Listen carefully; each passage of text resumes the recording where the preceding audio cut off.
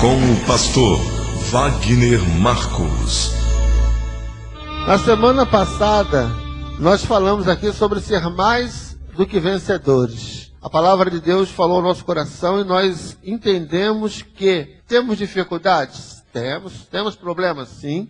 Jesus disse, no mundo tereis aflições, mas tenham bom ânimo, eu venci. O nosso Deus, ele fala isso para a gente. Mas lá no livro de Romanos, na carta de Romanos, a palavra diz que em todas as tribulações, em todos os problemas que vierem a surgir, nós somos mais do que vencedores. Nós aprendemos que não podemos deixar essa palavra sair de dentro de nós. Não podemos permitir que essa palavra escape. Como a gente vê muitas pessoas com versículos bíblicos na porta de casa, no automóvel, no local de trabalho, mas parece que é um enfeite. Está ali como um enfeite. A pessoa não vive aquilo. Ou sabe que está escrito, mas não busca com a fé que deveria buscar para aquela palavra ser uma realidade na vida dela. Porque a palavra de Deus é verdadeira, ela não é mentirosa. E ela diz que, se nós crermos, tudo é possível para nós. Se tu podes crer, está lá em Marcos, tudo é possível ao que crer. É na verdade. Então nós não podemos deixar que a palavra de Deus fique somente guardada. Só sabemos recitá-la ou lemos como ler qualquer livro. Não. Se está escrito, eu preciso acreditar. E se eu acredito, eu preciso me comportar como se estivesse vivenciando aquela palavra. Então nós aprendemos na semana passada que nós nunca estamos sozinhos. Nunca, jamais. Jesus, reunido com os discípulos, ele contou que ele iria ser preso, ia passar por tudo aquilo que nós já sabemos, e que aqueles discípulos iriam deixá-lo só. Porém, ele não estaria só, porque o Pai sempre estaria com ele. Ele disse, na verdade, eu não estou só, porque o Pai sempre está comigo. E Deus, ele sempre está com a gente. No Velho Testamento, era diferente. Deus, ele separava algumas pessoas, os profetas, os sacerdotes, os reis, e o Espírito do Senhor ia sobre aquelas pessoas, e aquelas pessoas venciam as guerras, venciam as batalhas. Mas Deus usou o profeta Joel para dizer que chegaria uma época, um tempo, em que o Espírito do Senhor seria derramado sobre toda a carne. Todo ser humano na face da terra ia ter acesso a isso. E esse tempo chegou. Lá na época em que Jesus veio, que ele pregou, que ele ensinou, ele disse aos discípulos, olha, fiquem em Jerusalém até que do alto sejais revestidos de poder. Aí um local mais ou menos como esse daqui, 120 pessoas se reuniram e ficaram lá dentro orando, buscando, clamando a Deus, até que de repente o Espírito Santo veio e todo mundo foi cheio dele. Dali para cá, todo ser humano tem acesso ao Espírito Santo de Deus. É claro que é preciso ouvir a palavra do Senhor, é preciso seguir as orientações que ele dá para receber a presença do Espírito Santo. É preciso se converter verdadeiramente ao Evangelho. Nem todas as pessoas que estão dentro da igreja têm acesso a ele. Porque a Bíblia diz que nem todos que estão em Israel são israelitas. Algumas pessoas, elas até fazem a obra de Deus, mas falta o compromisso com Deus. Falta o compromisso com a palavra de Deus. E a falta desse compromisso impede a pessoa de ser cheia do poder de Deus. Hoje nós vamos aprender que ficar sozinho é difícil. E também, quando uma pessoa se sente só, ela acha que está só, o primeiro sintoma é fugir, é desistir. Quer ver um exemplo bem prático? A pessoa dentro da casa dela está passando por uma luta tremenda, mas só ela vem à igreja, só ela é evangélica, só ela é convertida. E a primeira coisa que vem, também que nesta casa, só eu busco em Deus a solução, eu sou sozinho aqui para tudo. Às vezes uma pessoa trabalha, os outros estão sem trabalhar, aí gera discussões, dá problema. Porque aquele que trabalha, que sustenta, que banca a casa, quando ele vê desperdício, ele começa a reclamar. Ele diz, ó, aqui dentro quem bota o suor sou eu, para vocês ficarem desperdiçando assim. Aí a outra pessoa acha que ela fica em casa, mas não fica à toa.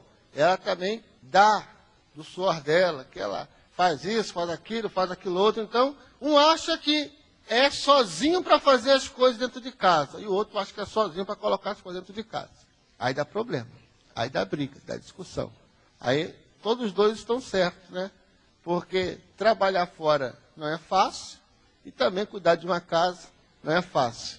A pessoa tem que abrir os olhos e entender que dentro de uma família precisa estar a união, a compreensão, o diálogo, o entendimento, para tudo fluir bem. Mas quando um pensa que está sozinho para isso, outro pensa que está sozinho para aquilo, outro diz que é só ele para fazer aquilo outro, outro diz, não, ele faz daquilo outro, mas também, olha o que eu faço. Aí a coisa começa a dar errado. Nada dá certo. Quando começa desse jeito, as coisas começam a dar errado para todos os lados. Porém, hoje, nós vamos aprender que dentro do nosso coração tem que ter uma certeza. E que certeza é essa? De que nós não estamos sozinhos.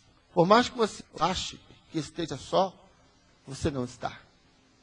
O nosso Deus, o Senhor Jesus, Ele disse que o Espírito Santo viria e que habitaria em nós para sempre. E em qualquer lugar que a gente esteja, Deus está com a gente. E olha, não há companhia que seja melhor do que a de Deus. Não há pessoa no mundo que possa estar perto de você que seja melhor do que a presença de Deus. A presença de Deus em nossas vidas é fundamental. Moisés experimentou isso. Moisés disse, Senhor, o Senhor me fez ir lá no Egito libertar o povo, eu já fui. Olha a multidão. Agora o Senhor não me diz quem vai me ajudar a conduzir esse povo até a terra que o Senhor prometeu para eles. Deus disse para ele, Moisés, a minha presença vai contigo para te fazer descansar. Então a presença de Deus na nossa vida nos faz descansar. Quando a pessoa tem a certeza de que Deus é com ela, ela tem a certeza de que vai vencer. Ela vai superar. O momento difícil vem, mas ela supera. Ela vence aquele, passa para uma outra fase. O diabo ele está ao nosso derredor, brama como um leão, sempre querendo arrumar um probleminha na nossa vida. Mas nós temos do nosso lado um anjo, que acampa ao nosso redor, e nos livra e nos guarda. Temos dentro de nós o Espírito Santo e a palavra de Deus. Nós somos como uma rocha, muito resistente. E não podemos deixar brecha para o inimigo entrar. Amém, pessoal?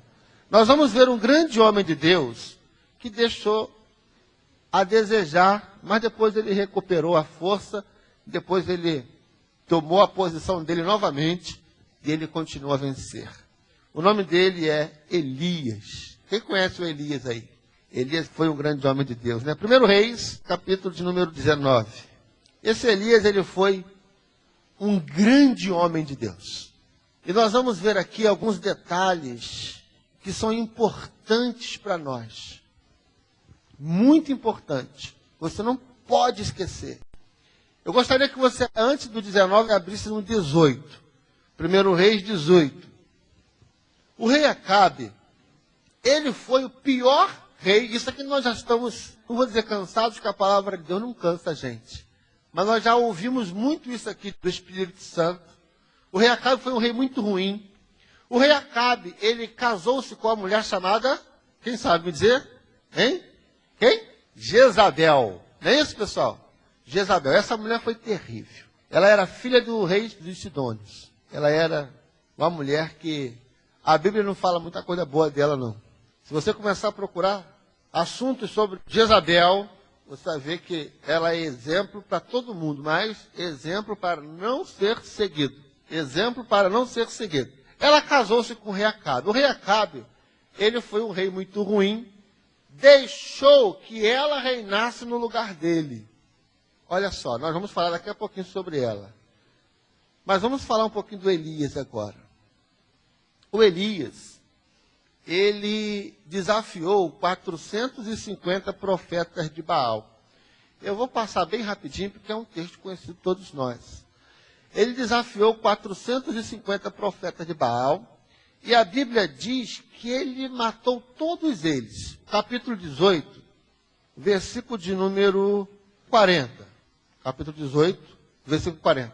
E Elias lhes disse: lançai mão dos profetas de Baal, que nenhum deles escape. E lançaram mão deles. E Elias os fez descer ao ribeiro de Quizon, e ali fez o quê, pessoal?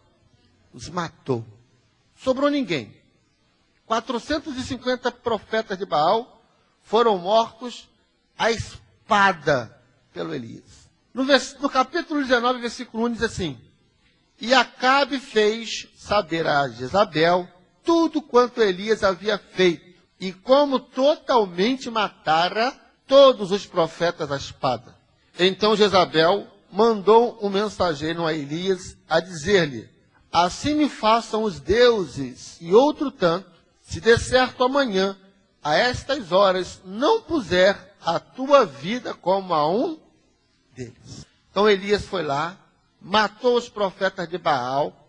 O Acabe, que era o rei, foi a Jezabel e disse: olha, Jezabel, o Elias matou todos os teus profetas. E então ela ameaçou Elias: diga para o Elias que da mesma maneira que ele fez com os meus profetas, amanhã, nesta mesma hora, será feito com ele. E o Elias, meus irmãos, quando ele recebeu essa notícia ruim, ele ficou com medo. Observem bem, ele chega na cidade, lá estavam o rei Acabe, os profetas, ele lança um desafio, ele diz para os 450 profetas: olha, vamos fazer aqui um altar, vocês vão pegar um bezerro para fazer o sacrifício, eu vou pegar outro bezerro para fazer o sacrifício, vocês vão clamar pelo Deus de vocês e eu vou clamar ao meu Deus. O Deus que responder é verdadeiramente Deus. Ele enfrentou aquele gigante, aqueles 450 profetas de Baal, enfrentou aquele problema seríssimo que era para ele naquele dia, naquele momento. Ele reuniu todo o povo de Israel e disse assim, ó, alto e em bom tom: até quando vocês vão ficar cocheando entre dois deuses?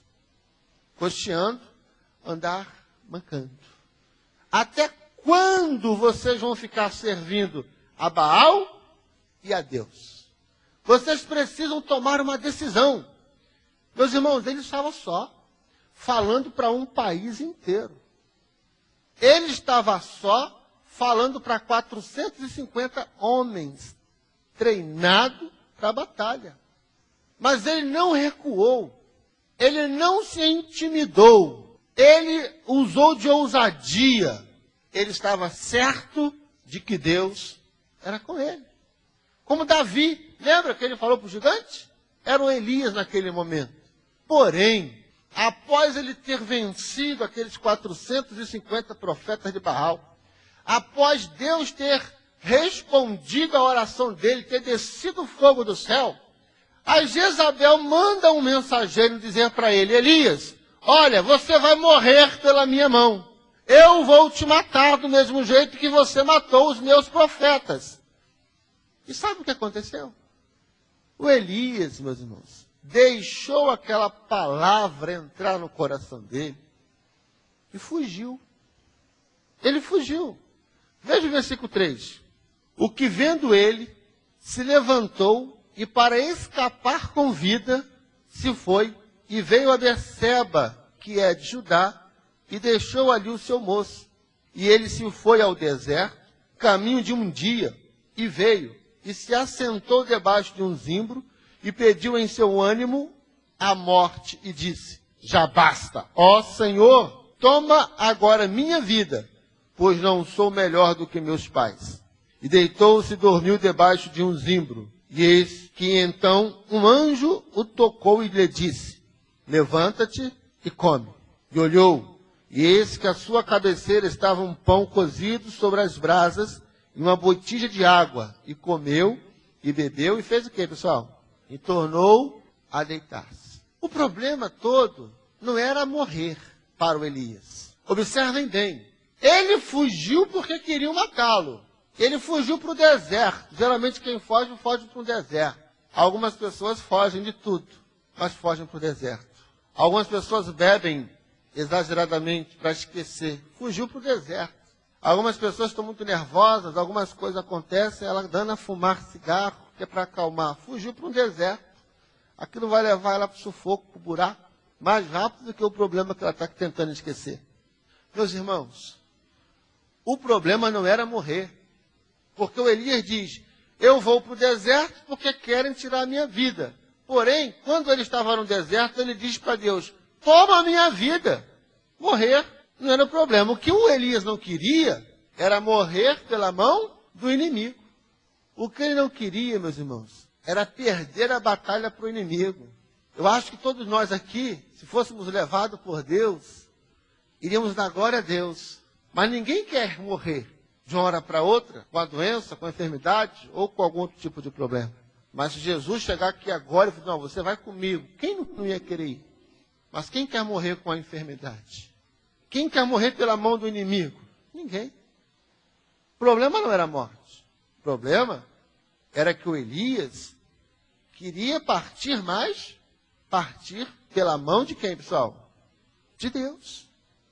Que eu creio que deve ser o desejo, a vontade de todos nós. Mas vamos deixar esse negócio de morrer para lá. Vamos voltar para cá, para o nosso tema. Então o Elias, ele fugiu, nós vamos entender aqui por que ele fugiu. O anjo do Senhor veio e tocou a Elias. Elias, acorda e come. Ele olhou, tinha um pedaço de pão e tinha um pouco de água. Ele comeu e voltou o quê, meus irmãos? A dormir. O anjo novamente tocou nele. Elias, levanta e come. Ele levantou e comeu, a Bíblia diz, pela segunda vez. Está no versículo 7. Quando ele come pela segunda vez, ele caminha. E a Bíblia diz que com a força daquela comida, ele caminhou 40 dias e 40 noites. Só que ele caminhou para o lado errado. Ele foi para o lado errado. Ele foi para o lado errado e ele entrou dentro de uma caverna. E no versículo 9 diz ali, ó.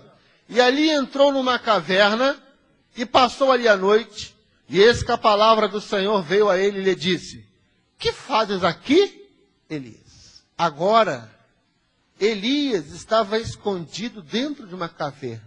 Observem bem, ele se alimentou da palavra de Deus, não fez nada. É como eu disse no começo, está lá o versículo escrito, mas é como se fosse uma leitura qualquer. Foi o que aconteceu com Elias. Mas aí Deus, tocando nele novamente, acorda, Elias. Ele comeu. Dessa vez ele comeu e reagiu. Só que ele começou a caminhar para o lado contrário. Nós vamos ver aqui por que ele caminhou para o lado contrário. Entrou dentro de uma caverna e ali ele ficou. E então Deus disse para ele, que fazes aqui, Elias? Elias saiu para fora e Deus disse para ele novamente, Elias, o que é que você está fazendo aqui? Aí eu pergunto a você, meus irmãos, o que o Elias estava fazendo dentro de uma caverna? Se escondendo. Se escondendo de quem? Do inimigo. Se escondendo da Jezabel. Ele estava querendo morrer para não enfrentar o inimigo. Mas Jesus diz assim, ó, prepara uma mesa na presença dos meus inimigos. Prepara uma mesa perante mim na presença dos meus adversários. A palavra de Deus, ela diz que nós não podemos correr do inimigo.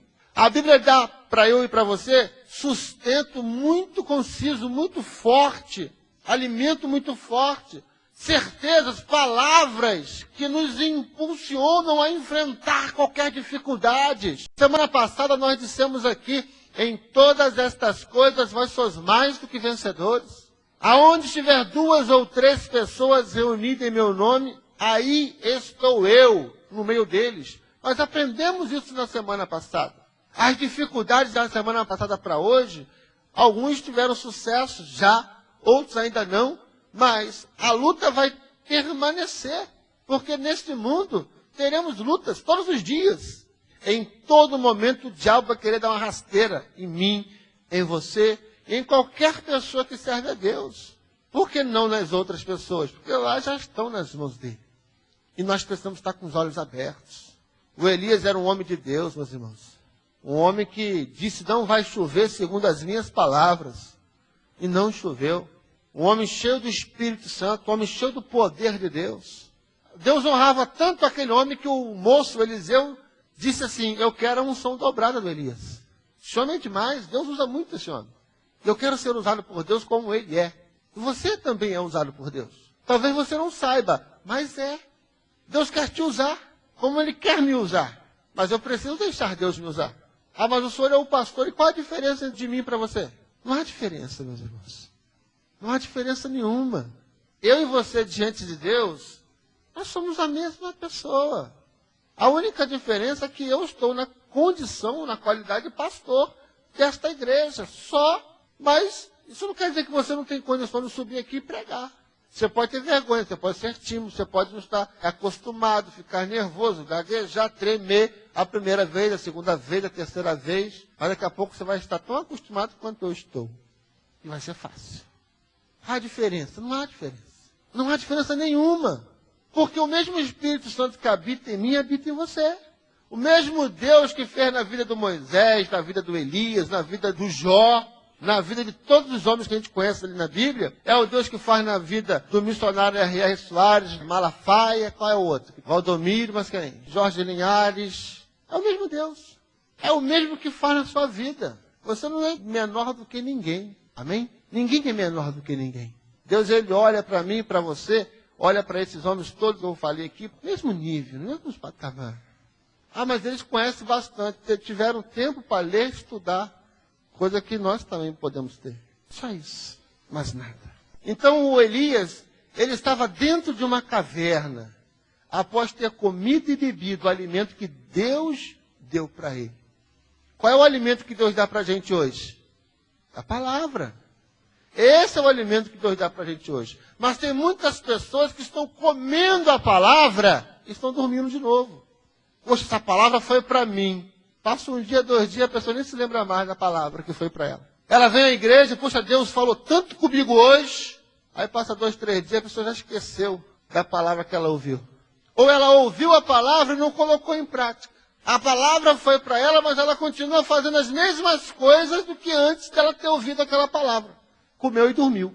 Ou então, Deus dá a palavra, a pessoa diz, essa palavra é para mim. Mas vai para o lado errado.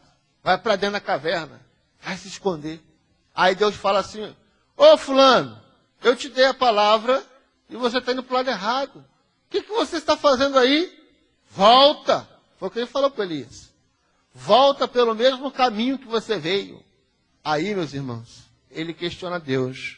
Veja o que dá o versículo 10. E ele diz, tenho sido muito zeloso pelo Senhor, Deus dos exércitos, porque os filhos de Israel deixaram o teu concerto, derribaram os teus altares e mataram os teus profetas, a espada. E eu fiquei o quê, meus irmãos? Só, e buscam a minha vida para atirarem. Então ele disse, eu sou muito zeloso pela tua obra, porém eu fiquei só. E por ele ter ficado só, ele, fugiu. Ele deixou o inimigo enganar. Ele deixou o inimigo passar a perna nele. E se eu e você ficarmos nessa, só eu para fazer isso, ou para fazer aquilo, ou para fazer aquilo outro, nós vamos deixar o inimigo passar a perna na gente. Em vez de você caminhar para o lado certo, que é o sucesso, que é a vitória, você vai caminhar para o lado errado. Vai receber a palavra e vai caminhar para o lado errado, que é o lado da derrota. Você pode até fisicamente estar só, mas o Espírito de Deus, que é a melhor companhia que nós podemos ter, está com você. E não há ninguém que seja páreo para ele. Não há demônio que seja páreo para ele. E então Elias disse assim, só eu fiquei só. E estão tentando me matar. Estão querendo tirar a minha vida. Eu sou muito zeloso pela tua obra, pela tua palavra. Mataram todos os outros profetas. Eu só estou vivo porque eu fugi. Olha o que ele quis dizer para Deus. Versículo 11. E ele lhes disse, sai para fora e põe-te neste monte perante a face de quem, meus irmãos? Senhor. Então Deus fala assim, Elias, coloca-se perante a minha face. Se você fizer uma análise, um estudo, uma interpretação desse versículo, se Deus mandou Elias se pôr diante da face dele, é porque Elias não estava. Certo ou errado? É porque o Elias não estava. Mas o Elias era um homem de Deus.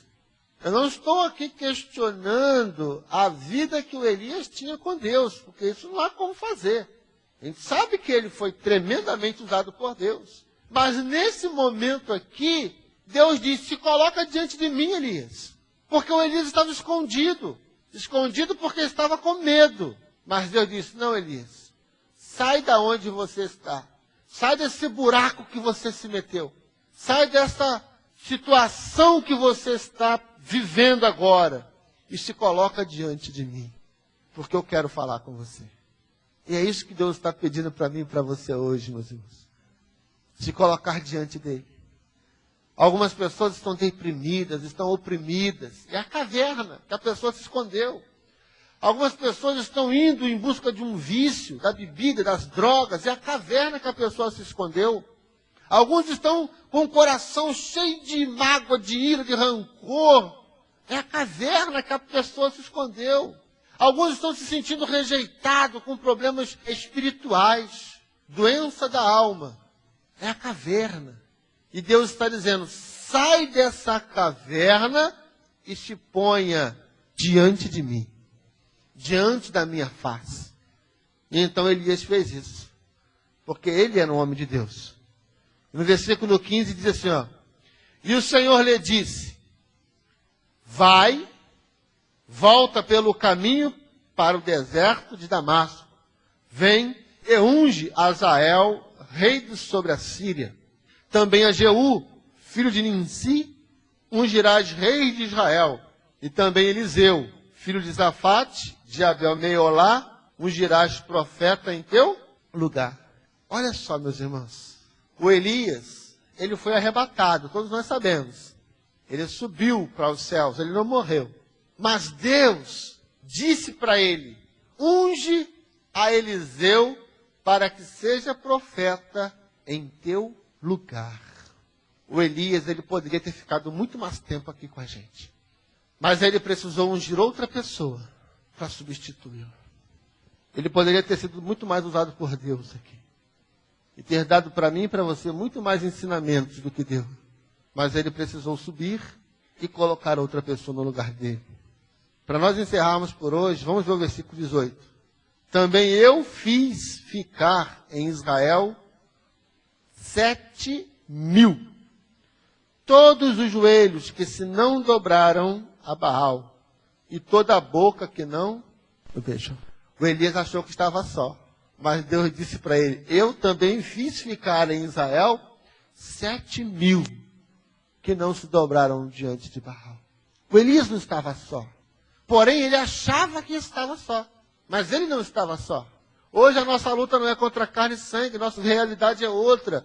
Nós vivemos no mundo físico, mundo material, porém, nós somos separados por Deus porque vivemos no mundo espiritual também. Acreditamos no Espírito de Deus. Acreditamos que Deus e o que a Bíblia fala é verdade. E por isso nós estamos aqui nesta noite. A nossa luta não é contra a carne, nem contra o sangue. E então nós achamos em determinados momentos da nossa vida que nós estamos sozinhos. O Elias achou que estava só, mas na época dele, o mundo era físico, era guerra, espada, arco e flecha. E Deus disse para ele, você não está só. Tem 7.000 homens que não se dobraram diante de Baal. E hoje, meus irmãos, não são pessoas que Deus vai colocar do nosso lado. Hoje é o Espírito dele. Então Deus, ele fala para mim e para você hoje, olha, você não está só. Eu te dei o meu Espírito. O meu Espírito Santo está com você. Jesus disse que aonde nós estivéssemos, ele estaria com a gente. A Bíblia diz que todos os dias o Espírito de Deus vai estar conosco. Você não está sozinho. Deus conhece o coração de cada pessoa que está ao seu lado. Ele sempre sabe a reação que as pessoas terão em determinados momentos, em determinadas situações, que são idênticas, não são diferentes.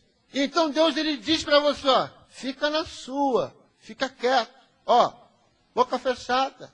Mas às vezes a gente não aguenta, fala, Aí o problema vem, pior do que estava. Aí a gente vai falar assim, Deus, preciso resolver esse problema. Deus vai resolver. Mas ele já deu a orientação antes.